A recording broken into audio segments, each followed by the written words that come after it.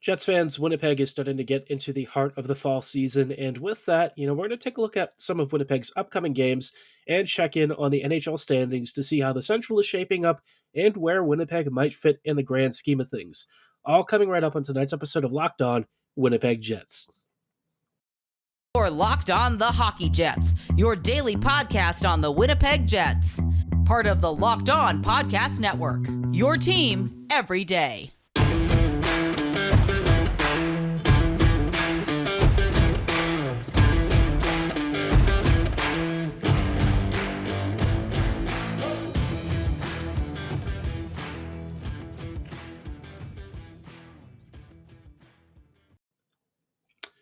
Hello, friends, and welcome to this episode of Locked On Winnipeg Jets, part of the Locked On Podcast Network, your team every day. I'm your host, Harrison Lee, an avid Winnipeg Jets fan and an online blogger. You can follow me on Twitter at HLLivingLoco and at LO_Winnipeg Jets. As always, thank you for making Locked On Jets your first listen of the day every day. If you like what you're hearing, be sure to like, follow, and subscribe on your favorite podcasting platform of choice, including Apple, Spotify, Google, Megaphone, Odyssey, and YouTube. Doing so is completely free of charge and ensures you never miss another episode. But most of all, we just really love and appreciate your support. Now, on tonight's episode, like I said at the intro, I wanted to cover a couple of quick topics. The first thing we're going to take a look at is Winnipeg's upcoming slate of around 6 games and sort of dive into Winnipeg's opponents because obviously this year, the start of the season for a lot of teams has been a bit topsy-turvy, a bit uneven. I believe the league is making it a bit of a push to have teams play more out-of-conference squads, and Winnipeg's schedule has definitely been among the hardest.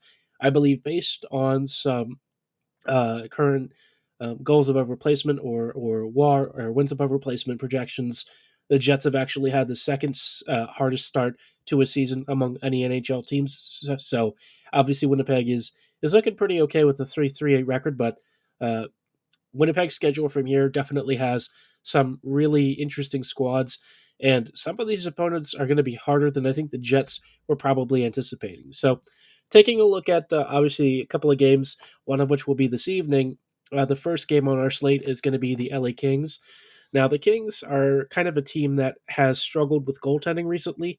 Cal Peterson and Jonathan Quick have been a little bit, off and on. A bit uneven, and like this team just doesn't have a ton of offensive depth. Oftentimes, the Kings find themselves really leaning on the goaltending to sort of bail them out of any of their defensive issues. But this team definitely is kind of halfway in the process of switching over from being a rebuilder to trying to compete more consistently. They have some young up and comers who are definitely making a major impact on this team. Sean Dursey, who's a little bit chaotic but a fun player, kind of like maybe like a prototype of Neil Pionk in some ways. And then you've got Gabe Vilardi, who is finally staying healthy, who has been a really steadfast contributor in their middle six. Kopitar, of course, the ageless wonder, continues to be an amazing player. Arvidsson and Fiala, to a lesser extent, newcomers who have definitely helped them create more offensive opportunities, but haven't quite been finding the back of the net yet. Overall, though, this Kings team, it definitely doesn't have like a lot of elite depth, and I forget if they're still missing Iafallo. I think he was out due to injury or something. Kempe, though, is still there and is still putting up pretty good numbers. So this is a team that's going to be a difficult one. Winnipeg's going to be on the road in LA, and I think Hellebuck's going to have to be really sharp. Given how the Jets play the Blues, I do think the Jets should come away with a victory here, and I wouldn't be shocked if they score 4 or 5 goals against this Kings team. Now, tomorrow evening, the Jets are going to be facing the Arizona Coyotes, and the Yotes, definitely one of the bottom feeders this year in the league and in the Central Division. Not super shocking that they are in the state that they are. Obviously, they haven't exactly been managed well recently. The team has kind of erred on the side of maybe going more for a tanking process. I don't really know what Arizona's long-term plan is. I think the first thing that they want to figure out is where exactly they'll be playing in the future, because obviously they don't have a steady rink yet. They're talking about building one, I think, somewhere in Glendale or something.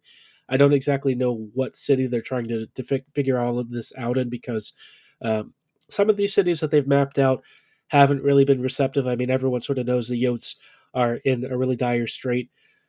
The NHL team not doing much better than the rink negotiations. They are among the worst teams in surrendering scoring opportunities and creating offense. The Yotes just aren't really good at anything, but they still have beaten Toronto, which is really funny. Toronto somehow has not beaten this Yotes team in many years, but Arizona should be a softer opponent for the Jets. Really hoping that David Riddick has a big game as backup because I'm guessing Hellebuck is not going to be starting both games. Um, but I mean, the Yotes really haven't created much, really aren't generating much, and are conceding a lot. So if Winnipeg can't beat this team, that would be a little bit sad. I know it's on like a second half of a back to back, but this team is definitely good enough to do it. And if the Jets can come away with 2 victories out of these games, or even 3 out of 4 points, I would be decently pleased. I would expect the Jets to at least win one of them. Uh, Anything less than like 2 points would be a huge disappointment, and I think the Jets would probably not be thrilled with that. No road games are ever easy, but these are two softer opponents for the Jets, relatively speaking. I say that now, and I probably jinxed it, but after this is when the Jets really start facing some quality teams. So it's really important that you take care of business against the softer squads because once you start facing like playoff caliber teams, then things get a little bit dicey, and the Jets are going to have to find ways to squeeze out points. Um, Thus far, the lack of scoring depth in Winnipeg hasn't really been uh, like the biggest issue, but I do think over the course of the season that'll start to reflect itself. Team just really needs to get Ehlers back as soon as humanly possible. Um, a good update on that: he is apparently in the process of skating with the Jets and is looking a little bit better, but he's definitely not planning to play on this road trip from what I understand. So hoping that whatever he's dealing with, he can come back quickly and rejoin the team because Winnipeg definitely misses his transition ability and his creativity. But until then, I think the team can still at least pull off some pretty good results. And we'll talk about a few more games on Winnipeg's upcoming schedule in just a little bit. Before we go any further, though, I do want to shout out our friends and partners at betonline.net. BetOnline is your number one source for all of your betting needs, whether it's college football or professional football, maybe even the start of the basketball season. A lot of you are probably really into that stuff. I've never really watched a lot of basketball. Truth be told, I am a Terps college basketball fan, if you can even call me that. But when it comes to like pro basketball, I haven't really followed it avidly, but I know a lot of you do. I think a lot of you are probably Raps fans. And if you're looking for all of the latest player developments, team matchups, news, podcasts, in depth analysis, and everything in between, BetOnline remains your continued source for all of that. Plus, they've also got live betting, up to the minute scores, and they cover so much more than just basketball and football. They've also got MLB baseball, MMA, boxing, golf, Triple Crown horse racing, hockey for all of us. They've even got Bundesliga football, Premier League, all that fun stuff. Whatever you're into, they've got every sport imaginable. And they've also got stuff for non-sports fans. Like if you're into like Vegas casino games or you just want to change of pace, they've also got you covered there. So getting started really couldn't be easier. Just register for a free account at betonline.net on your laptop or mobile device because BetOnline is where the game starts.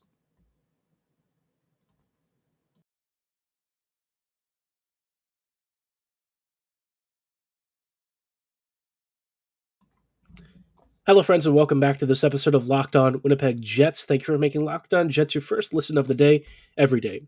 We are, of course, previewing Winnipeg's upcoming slate of games and trying to figure out, just how many wins and points the Jets might scrap out of the next 6 games or so.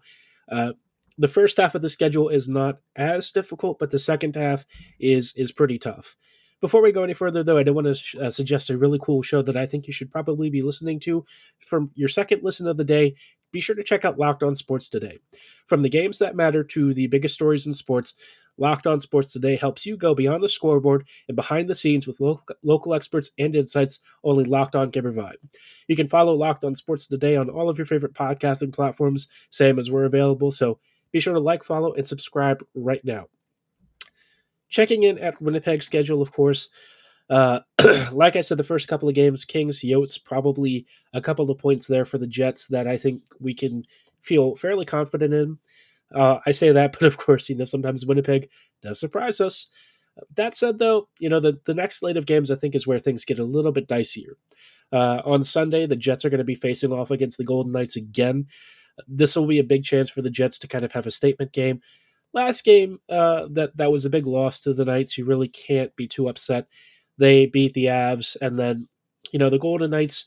They played competitively, but they couldn't score. And the goaltending for the Jets was a little bit substandard. Riddick wasn't great in net, and I think that really showed. Um, so this will be a nice kind of refresh button, maybe a chance for Winnipeg to have a slightly more competitive outing. If they can avoid going down 4-0 in the first period, I think that would certainly set them up for bigger success. It is what it is. The last game was kind of like a schedule loss, if ever there was one. This time, though, the Jets are going to have at least a little bit of rest in between, and thankfully, Arizona is not as far from Vegas as some of the other destinations. So, hopefully, the shorter trip means that Winnipeg should be well rested and able to put on a really good show. Then after that, there's like a decent pause as the Jets return home.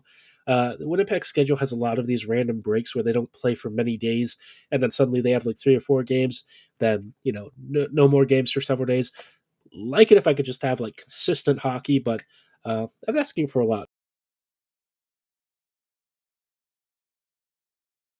So they're back in town, and they'll be playing Canadians. Now, the Habs have kind of had like a solid start to the season. This team plays fun hockey, very energetic, very young. We'll see Kovacevic back in the lineup, I would expect. Their defense is definitely being shuffled around a lot, and the forwards are kind of um, being rotated. Now, the record so far for this team hasn't been great, and I think the goaltending hasn't really been stellar. They're 3-4 to start the year, but hey, I mean, it's the Habs. They're still rebuilding. This is a young team that's really trying to show off and give kids like Juraj Slivkovsky some real prime NHL experience. So, not a team to take lightly, but I think the Jets should probably have at least a point out of this game. I think the Jets are good enough to do that at home. Um, and really, when you face squads like this, you just got to take care of business. Now, the next two opponents are surprisingly difficult. The Blackhawks are a team that is defensively very stingy. They are still conceding a number of goals, but surprisingly, defensively speaking, they have had a pretty decent record. And they are third in the division right now, which is a little bit higher than you would expect. Obviously, a 4-2 record is probably a little bit generous for this team. I don't expect they'll be staying in the top three of the Central for much longer. But I think a lot of people were really expecting Chicago to be terrible this year. I think long term, they're definitely still more in the lottery conversation, but it seems like the Hawks are at least going to be a tougher out. So the Jets really can't slack off. Um, and I think Winnipeg needs to be on its best behavior and avoid falling into the trap of assuming this is a crap team because, look, Chicago may still be rebuilding, but this team in the past has given Winnipeg fits. So, treat the squad like it's going to be a stingy affair and make sure that you can squeeze out a few goals and come out on the right side of this. Especially because the next opponent on Tuesday, November 8th is Dallas. And this is a team that is playing as well as the Golden Knights are, maybe among the best in the NHL so far. The Stars are fast, they're aggressive, they have a great forecheck. Um, their players seem to find really soft spots in defensive coverages. Pete DeBoer seems to have the team playing pretty decent hockey so far. Will it last beyond the season? I don't know. DeBoer always kind of has like a solid first year, and then things start to fall apart. But yeah, the Stars, at least for now, are dangerous. They've played solid hockey, and I think the Jets really should expect a fierce fight. Hopefully, Winnipeg can come out on this one a little bit on the better side of the ledger. Last game against the Stars wasn't so great, but the Jets have a really good chance here to rewrite the script a little bit and hopefully come out stronger, come out swinging, and show off a little bit more. The Stars are a good squad, so playing a competitive game and beating them or even collecting a point would be awesome. Overall, I think the Jets are probably looking at something like a 3-2-1 record over the next 6 games. Ideally, something like 4-2 would be nice, or maybe 4-1-1. But be a little bit, I would say, measured in expectations, just because this is a tough schedule, and these are some really quality teams the Jets are going to be facing. But speaking about standing stuff in a little bit, we'll take a look at how the Central Division is doing and how the rest of the league is doing, and where Winnipeg falls in the whole mixture of everything.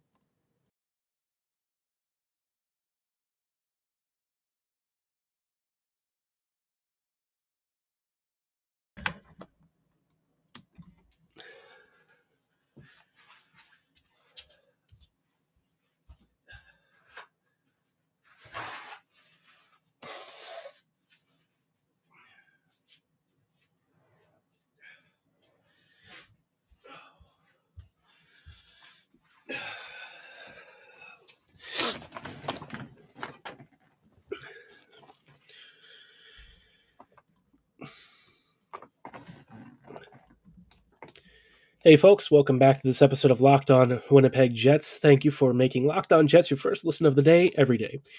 We are circling back here to look at the current NHL standings and kind of where the Jets fall in all of this and how all of these teams have really stacked up. It's been a bit of a complicated start for a lot of teams, maybe not the best start for some squads as they were expecting. Other teams are punching above their weight a little bit. Um, and the Jets, generally speaking, have had not a too bad start. It's not been amazing, but given the circumstances, missing Ehlers, not having your coaching staff at full strength, it has been um, like not too bad of a start, right? So let's start off with the Central Division.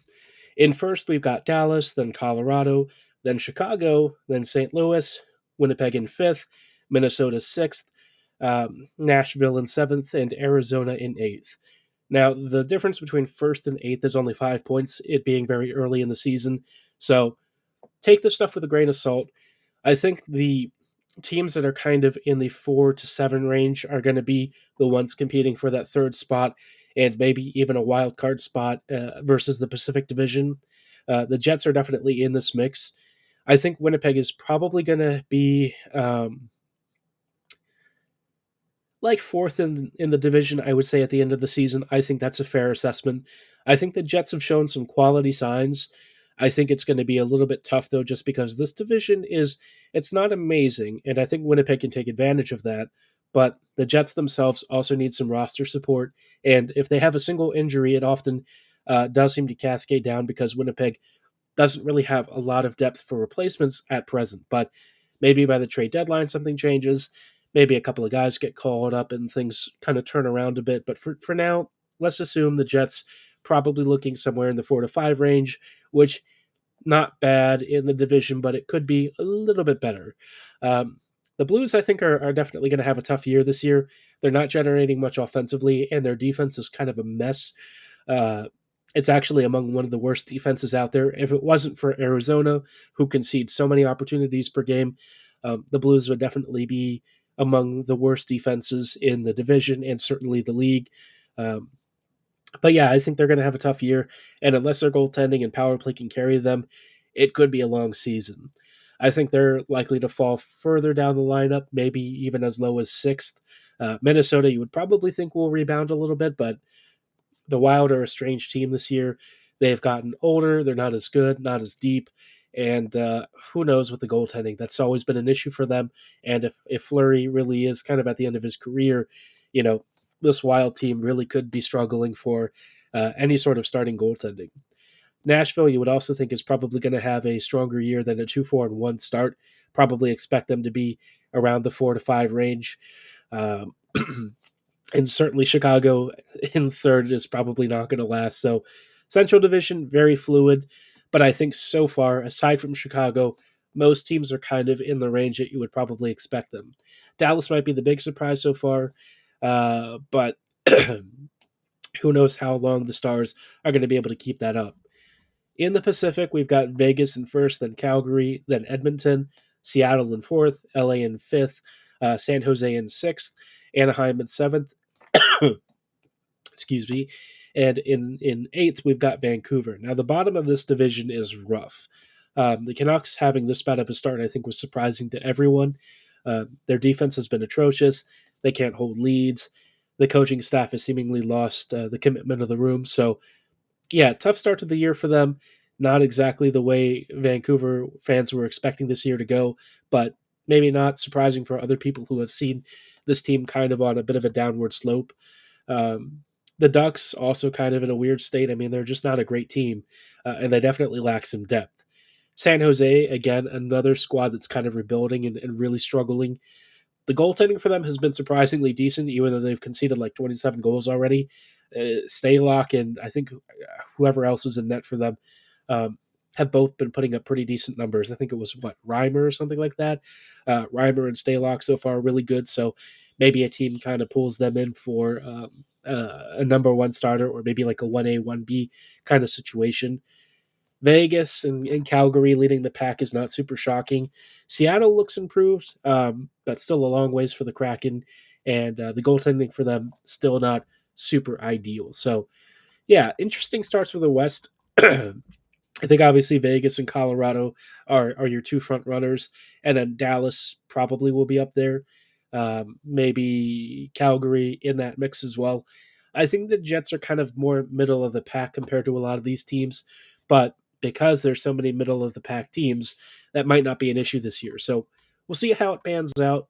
Um, Out east, it's looking like Carolina, Pittsburgh, Boston and Florida are all having good starts. I think a lot of people are really excited about the Sabres also doing well. They're in the top four of the Atlantic. So some interesting names. Philadelphia, I think, might be the team that's caught a lot of people off guard. The Flyers are 4-2 so far, but it being this early in the season, probably not something I would read too much into. Season just kicked off. A lot of teams are sorting stuff out, and the Flyers have enough issues to deal with that you would expect at some point some of the roster issues and team issues will start to catch up. But interesting start to the year. I mean, a lot of teams in some places that you wouldn't really expect. The Atlantic having Ottawa, Buffalo, and Detroit in the 3 to 5 spots. Very interesting. Tampa looking a little bit slower and older, starting with 4-4 record. Not great. Um, yeah, hopefully it leads to a really exciting season. And somewhere along the way, I'm also hoping that the Jets kind of sneak into a playoff spot and maybe even go on a little bit of a run. But I'd be curious to know where you think the Jets finish. Let me know at HO Living Loco and at LO_Winnipeg Jets on Twitter or in the YouTube comments below. Do you think they're on course for a top 3 division finish? Do you think it might be more of like a wild card spot? Let me know how you think the Jets are going to do this year, and maybe we'll talk about your fan sentiments and how you're feeling about the season so far on a future episode. But for tonight's episode, that is going to be all the time that we have. Thank you for making Locked On Jets your first listen of the day every day. For your next listen, be sure to check out the Locked On Sports Today podcast. It features the biggest stories of the days, plus instant reactions, big game recaps, and our famous take of the day. It's available on all your favorite podcasting platforms, and as always, is free to follow and subscribe. So be sure to do that right now. And as always, thanks for listening. Have a great night, and go Jets go.